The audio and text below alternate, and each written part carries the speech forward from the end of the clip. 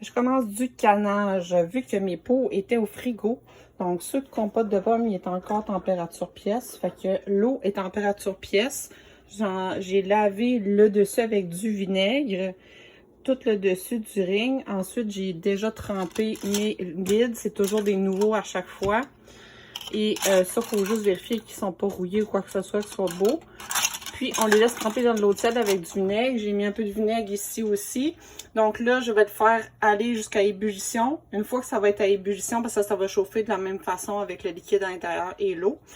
Ensuite, ce que je fais, ceux qui sont les plus froids, que ça fait longtemps qu'ils étaient au frigo, j'attends qu'ils tempèrent un petit peu. J'espère juste qu'ils craqueront pas, sinon je les ferai demain ou plus tard.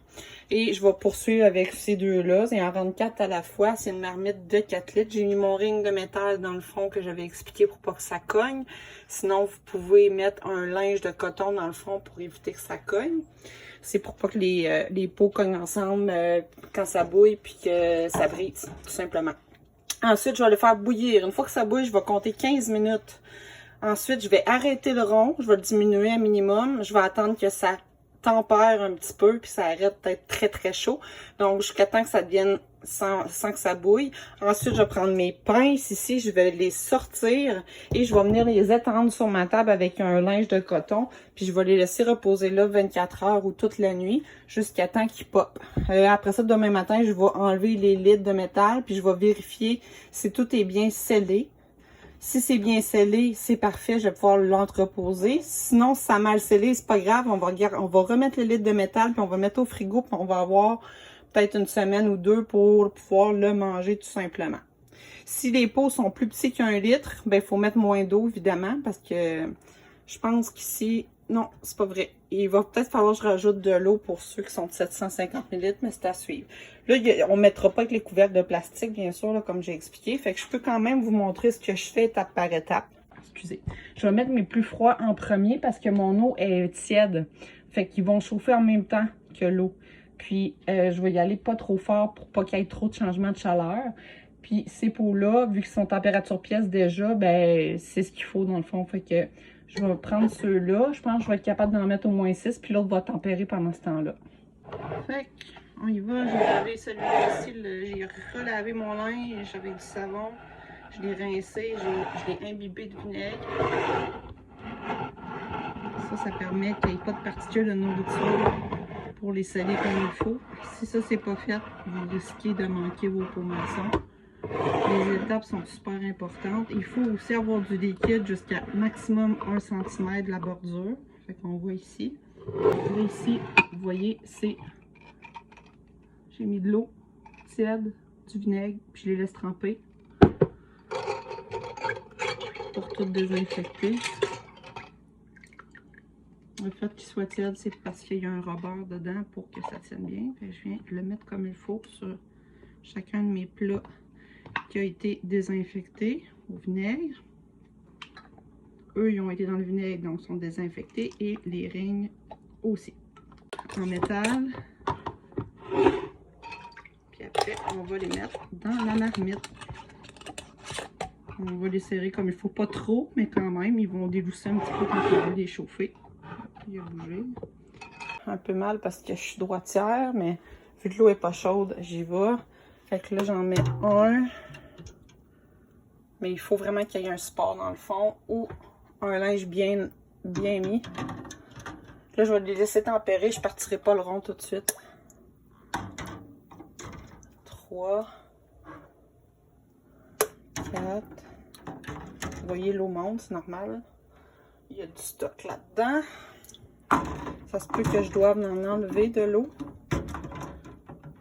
Ça veut déborder, là, je voudrais. Fait qu'il va en avoir 5. Puis, il faut qu'il y ait 1 cm d'eau par-dessus les pots. Puis, on va partir le rond. Mais là, moi, je vais attendre un petit peu pour qu'il tempère. L'eau est tiède chaude un peu.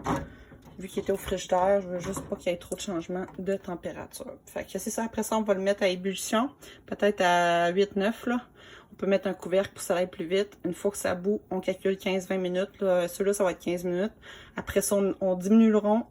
On les sort. On peut les sortir avec la pince. C'est super simple. Regardez, on les sort comme ça. On les goûte comme ça, comme il faut.